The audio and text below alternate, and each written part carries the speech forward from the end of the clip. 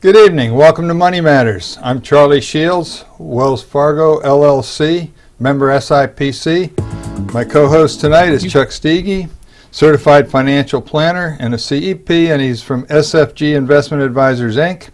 And our special guest is Charles Mann. We got two Charlies and a Chuck tonight. And Charles is a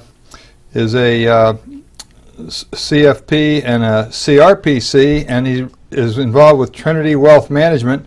It's going to be a great show. Stick with us. Chuck, a few questions for you first, buddy. How you doing? Doing great. Good to see you again, Good Charlie. to see you. Okay, let's talk about employee stock purchase plans, ESPPs. Tell me what that's about. So basically, employee stock purchase plans have been around for some time. They are what is known as a broad-based type of plan, which means that these plans are not exclusive to just senior level corporate executives. They're available to rank and file. These plans go pretty deep in the employee grouping. So they're a very powerful way to be able to save for the future. Now, I've noticed in a lot of these plans, the people that are high salaried are affected by people with a low salary, and you can only put so much in. It limits how much some people can put in versus others. Is that true of this plan also? Absolutely true. So typically you have some limitation if you're a senior level in the C-suite of being able to participate in a plan like this. Okay. But it's not uncommon that you'll see sizable company shares accumulating in these type of plans. So it's really a powerful way to be able to save. So how does one get involved? You can't just go to your boss and say, I want to do this, right? The company has to decide to sponsor this. Great question. Usually the company does roll out this type of a plan.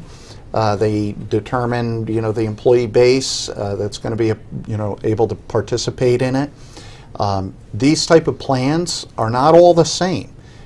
It has to be employer driven. Okay. And usually the way that somebody is able to participate is through a salary reduction type of program. Okay.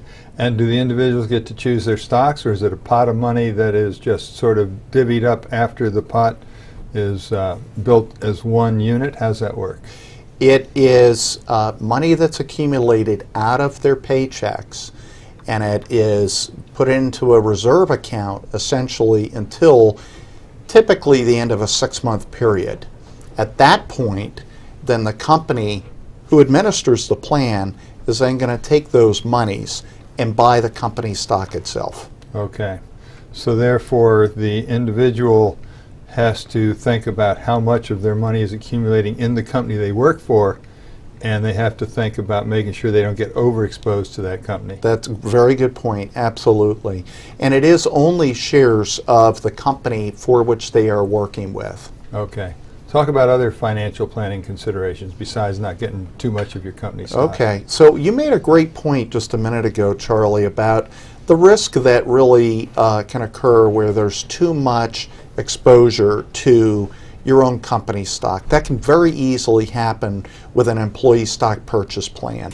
Okay. That's one major risk. Another risk that occurs is the risk of paying too much in the way of income taxes.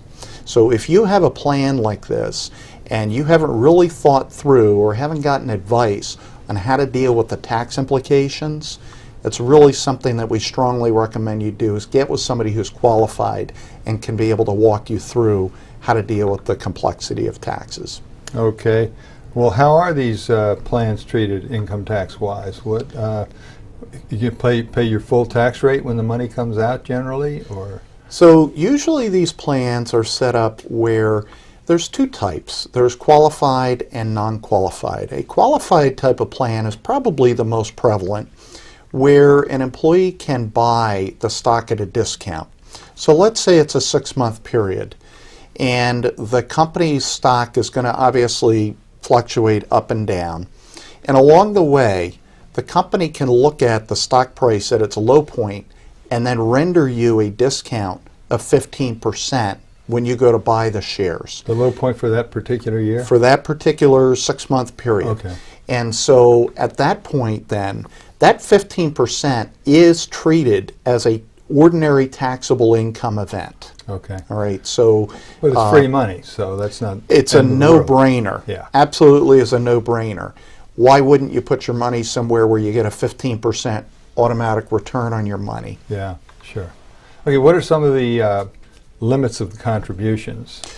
So because plans are regulated, typically there is a $25,000 per year contribution limit that you can actually make into that type of a plan. It's very good. And there's the thought that maybe that needs to be raised to a higher amount to encourage people to save more. Because in this stock-based compensation world, there is the thought that maybe the most senior level people in companies benefit quite a bit. And plans like this help others in the company to be able to participate. So they're trying to, there is some consideration of lifting that ceiling. But for right now, it's $25,000 a year. Okay. Well, for the key executives that are building up quite a bit of net worth here, do they have to start taking it at 70 and a half? What can they do for their estate planning and that sort of thing to try to minimize their taxes? Okay, great question. Well, I use the term qualified, and when we think of a qualified account, it's not like 401k or an IRA when it comes to these type of plans. It's qualified under what they call Section 423. And Section 423 really provides for that discount, the ability to ultimately hold those shares long enough and receive favorable long-term capital gains tax treatment.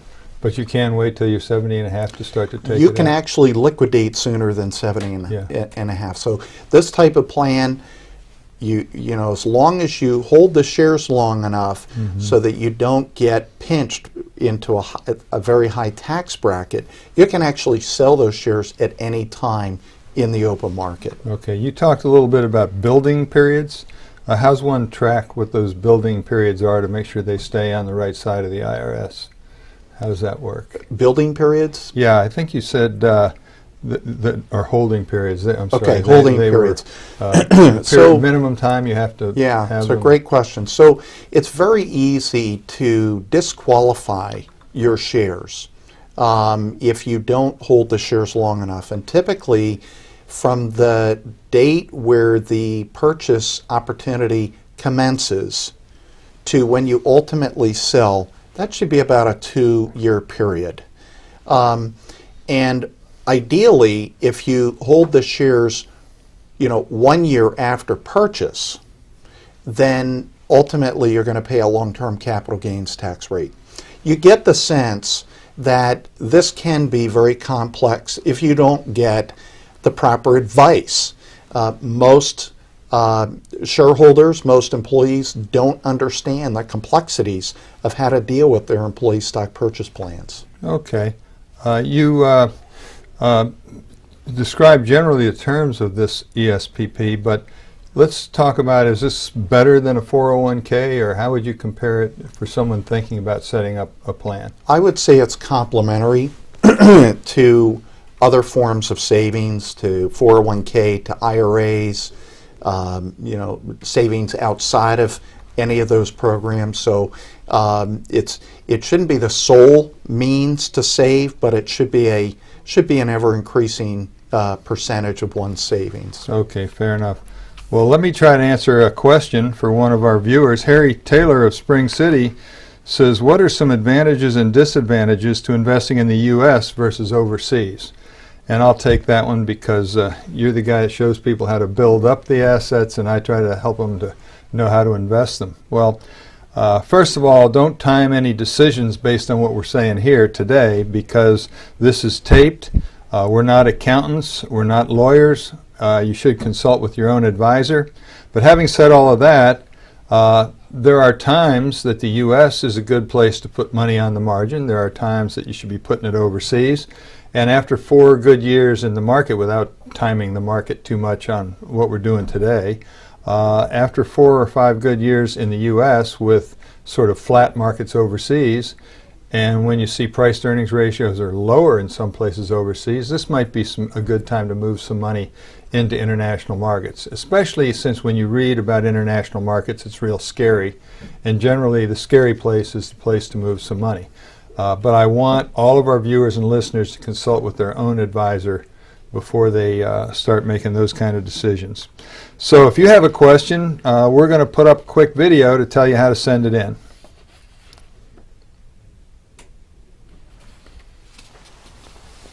Answered on Money Matters, please go to our website, money-matterstv.com. On our homepage, click on the banner on the right that says, Send us your questions. While you're on our website, you can find information about our hosts and guests, as well as show notes and links about this show and past shows. Money Matters is also available as a podcast on iTunes and Stitcher, so you can listen to Money Matters while you're on the go. That website address, again, is money, M-O-N-E-Y, -matters, M-A-T-T-E-R-S, TV.com. So Chuck, if you got about a few questions for me, let's take 5 minutes and we'll talk to people about the investment world. Absolutely. So, Charlie, there's a lot happening in the world. Right now, the focus is on the Middle East, has been for some time. Do you want to just comment on what you kind of see happening in the Middle East, and in particular, talk about oil, because we've seen a nice... Well, there's a lot to watch over there. The Saudis are Sunnis, and they're upset about Yemen being right next door to them, and they're starting to form up their own military to go in and attack Yemen. And then the Iranians are the Shiites, and they have got their own wars going on in other places, and so it's kind of complicated what's going on, and the Straits of Hormuz are right in that area where the Saudis and the Yemenis are getting after it. So you'll see oil go up $4 on a day where it looks like there could be problems. You'll see it going down $5 on days it looks like things are going to be okay over there. And so to me, you have to step back and take a look and realize that we have had a 50% correction in energy. And therefore, it might be a good time to be shopping, like we talked about earlier. When things look real ugly, it might be a time to do some shopping. But be prepared for some volatility. Do you think consumers are going to be helped by the lower oil prices? Yes, I do. There was a mention on a show today that I was listening to that looked at each country by how much of a beneficiary they are to lower oil prices, or how much a country would get hurt. And the U.S. is kind of shaded a little bit to the optimistic side, because we have places like Texas and Alaska that depend on oil a great deal. And we have a lot of other places that just get hurt by high oil prices. So I think the net effect in the United States is somewhat positive, and the net effect throughout the world is probably somewhat positive. Charlie, there's been a big spike in the dollar versus other currencies. Yeah. Do you want to just talk about why that's happening, what the perspective is going forward, and in particular with regards to how the dollar stacks up to the euro and the yen? Sure. It's kind of interesting that when we started early in pumping all this money into our economy and kept the zero interest rate policy, and Europeans and the Japanese didn't get with the program as aggressively as we did. And then the dollar started to rally when everybody thought, well, we're going to start raising our rates, and the interest rates are extremely low over in Europe. You actually can have to pay someone to take your money in Germany for certain maturities now. So the situation now is that the dollar's already rallied a lot, and now all of a sudden people are coming out talking about how you can skillfully hedge after you've already had a 20% rally in our currency. And usually by the time everybody's on TV telling you how to do something, it's probably a little late.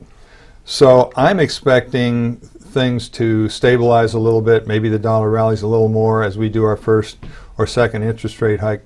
But Janet Yellen's already said that when she does raise rates slightly, she's probably not going to do a series of rates in a hurry. So it could be that the day they announce the first rate hike will be the time that the dollar tops out. I don't really know. The way I try to take care of that is to hedge my clients from having some money overseas and some money in the U.S., so therefore you get a natural hedge. You mentioned, interest rates adjusting. Obviously, Janet Yellen and the central bank is watching the economy. Do you want to talk about the pace of the economy? Well, I do. I'll quickly say that the pace of the economy is probably going to accelerate now, in my opinion, we had a little soft weather. And so with that, I think it's time to move on to our special guest. We want to be sure we have plenty of time for Charlie Mann. And tell us what those initials stand for. I know Certified Financial Planner.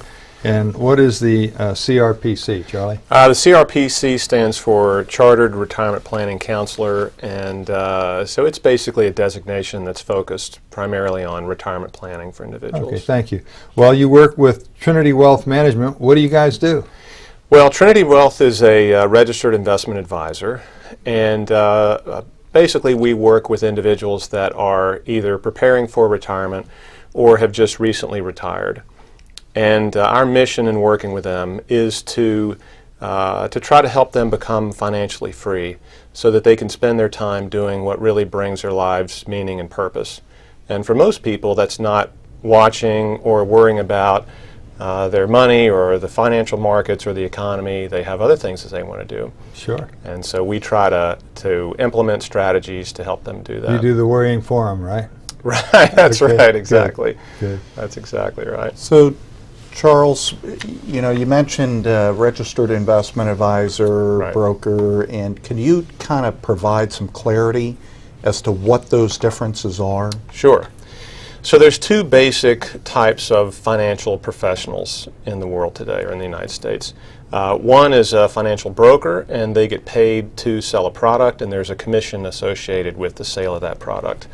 The second type is a registered investment advisor or an investment advisor, and they get paid for their advice.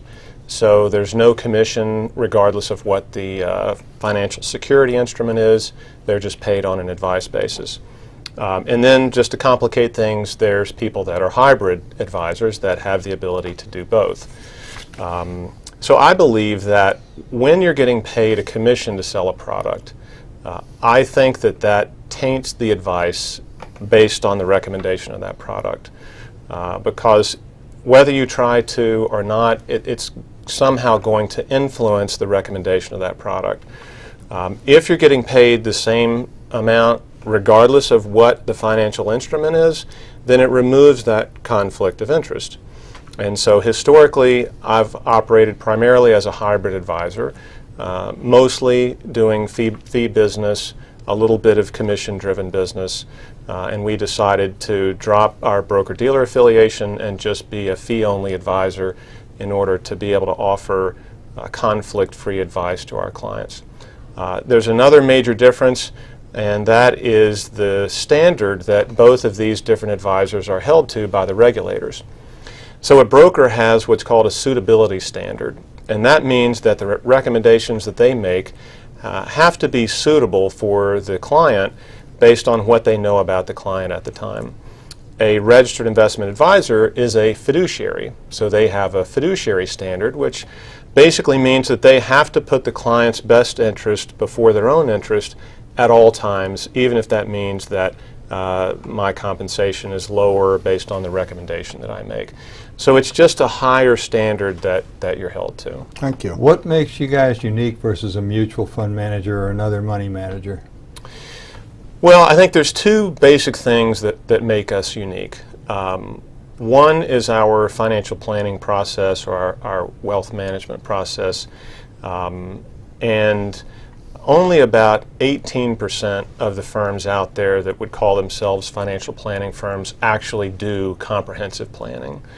And so we do what I would call holistic planning, where we look at someone's complete financial life and we help them make decisions, not just about the investment assets, but it might be when should they take Social Security and what's the best way to maximize that, how quickly should they pay down debt, when can they retire, how to manage the assets to make sure that their retirement goes smoothly. And so I think that holistic planning makes us unique. And the second thing that makes us unique is the way that we manage investment risk for our clients. And we call that our Advance and Protect strategy. And basically what it's designed to do is to capture growth when the market's doing well and when it's in a positive trend like we've been in lately. And more importantly, to protect capital when the market's in a negative trend, like a 2008 scenario. Because once you retire, you really can't sustain significant losses to your investment assets. So I guess it would really help if a client has some tax deferred accounts and some taxable accounts. When you want to make these shifts, you can watch the taxes for them, right? Yes, I mean, we're tax sensitive, but we don't let the tax decision drive the investment decision, because if you do, then eventually the market's going to take away your gains and you have no taxes because there's no gains. So I do think it's okay to realize gains along the way and pay the taxes, and it doesn't ever hurt to take money off the table. Okay. Charles, you mentioned a couple things that have to do with retirement, Social Security, and you've mentioned retirement planning. You're meeting with a number of people nowadays. What are you seeing or what are you hearing from them as their greatest concern? Well, I think when people come to see me, they have two basic questions. One is, when can I retire? And the second question is, can my retirement assets last a lifetime? Am I going to run out of money? People that have more assets may not say, you know, am I going to run out of money? They might phrase it in a different way. Can I sustain the lifestyle that I'm used to for the duration? Or take care of a special needs child or whatever. Right, or can I leave X amount of dollars, you know, a legacy to my children or charity or something like that. But primarily people are most concerned with making their retirement nest egg last for the rest of their lives. And with pensions and things like that going away, more of the burden of doing that is being put on the individual's back, as opposed to a generation ago, the companies were bearing that burden. And while I still meet lots of people that have great pensions, most people that are coming up that are younger are not having pensions. They have 401ks, and so the responsibility for creating that retirement vehicle is in their hands. And when people transition from an accumulation phase of life into a distribution phase of life, they begin to get nervous about, is this money going to last and do what I need it to do? How do you oh, I'm sorry, go ahead. That's okay. So there's a lot of focus on investment strategy. And do those strategies that are deployed operate the same way in both a bull market or a bear market? Are they different? And if so, what's your perspective? Well, so I believe that, and there's different philosophies for managing investment risk, but I believe that investing in a bull market, a long-term, what's called a secular bull market, which lasts for years, like 1980s, 1990s, that kind of market, you can pretty much throw a dart at the board and you're going to make money. And not a lot of volatility in that kind of market cycle. So the strategies that work then don't really work in the kind of market like we've been in since 2000. So we've been in what I would call a secular bear market, and that's where the market goes sideways for a long period of time, and it has lots of volatility, and we've experienced that.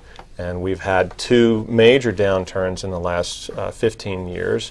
And so the strategies that work when the market's going straight up don't really work when the market's going down. And I believe you have to use different So describe strategies. your process. What would you have done in 2009 after we'd had a big drop in 2008 to get your clients comfortable and make sure that you're set for the next leg if you think it's going to be up? How do you go about doing that? Right. So we use what's called technical analysis, and basically we use a trend following process. Okay. So we look at the technical parts of the market, and based on what the market's telling us, we determine, do we want to take risk or do we not want to take risk? And there are times where you get paid to take risk. So 2000 to 2003, you're not getting paid to take risk. The market's going down. 03 to 07, good time to invest. You're getting paid for risk from 07 to March of 09. Very bad time to be in equities. And then from March of 09 forward, it's been a pretty good environment. So our process identifies what type of trending environment we're in, and then from that we determine whether we want to take risk or not. And then we use another process called relative strength, which is effectively a ranking process to rank different asset classes, broad asset classes. U.S. stocks, international stocks, bonds, cash, commodities, and then we make allocation decisions based on the stronger asset classes. Well, during the 15 years you've described, interest rates have come way down. How do you handle the fixed income portion these days of your investment portfolio? Well, that's pretty interesting because we do the same sort of technical analysis on the fixed income market. And what we saw, and this is often counterintuitive, but what we saw last year was, interest rates, a 10-year Treasury was around 3% at the beginning of 2014. Most of Wall Street expected it to go to around 3.4 by the end of the year, and it went to 2.2. Yeah. So interest rates fell last year. Bond prices move in the opposite direction of interest rates, so bonds went up last year. Most people didn't expect that to happen. And the longer end of the bond curve, the longer dated bonds, did better. So our technical process identified these shifts and had us selling certain types of bond positions that we owned. And we use primarily exchange-traded funds, so we're not owning individual bonds. And we started to move further out on the yield curve, or further out in duration, buying longer dated bonds, which for most advisors would seem counterintuitive because everybody's afraid of interest rates going up. Yeah. But what this technical stuff was indicating was that interest rates were coming down, and the big institutions that are moving the money around were buying longer dated bonds, and that's where the strength was. So it's helpful to have this kind of process to make those decisions, because it's not based on what I think is going to happen or what my opinion is, which often is wrong because emotion gets in the way. Yep. It's based on the technical stuff that the market's showing us. So, Charles, you use technical analysis and you've described it really well. Do you think we're in for a correction? So I would say that some people look at where the market is today and they say, you know, this is the beginning of a long-term, what's called a secular bull market. I don't believe that's the case, primarily because of where valuations are. So if you look back 115 years over that time period in U.S. equities, we've never entered a long-term bull market with valuations where they are. And I look at what's called the Shiller PE ratio, which is Robert Shiller, who's the Yale economist. Mm-hmm. It's a 10-year average PE ratio. And each time we've entered one of those long-term bull cycles, and there's been 4 of them over the last 115 years, we've been below 10 on the Shiller PE. And today the Shiller PE is around 28. Mm-hmm. We've never entered a long-term bull market from valuations where they are. And if you look at the rolling 10-year returns from here forward, historically they've averaged about 3% a year. Now, that doesn't mean that there's not some mania like the internet bubble or something that could come along and drive valuations way above that. And in 1999 they peaked around 45, so they could move considerably higher from where they are today. We don't know whether that's going to happen or not. Well, just a quick 20-second question because we're about to have to wrap up. Okay. So are you kind of oriented toward your maximum defensive position right now, and roughly what would that be? So we're not. We're still in offense because if you look at where the strength is in the market, the strength is in U.S. equities. So we're overweight U.S. equities, we're underweight bonds, we're underweight cash, and we're underweight international equities. And we'll keep that allocation until the relationship changes and it tells us to do something else. Well, thanks for bringing us your insight, Charlie. Appreciate you having here as our guest. Next week, we're going to have Ted Leisenring, who's involved in the energy business. His dad was the CEO of Westmoreland Coal. He's a wonderful guy, a Wharton classmate. He's going to bring you a lot of insight. So we hope you'll stick with us next week. As far as we're concerned, your money matters.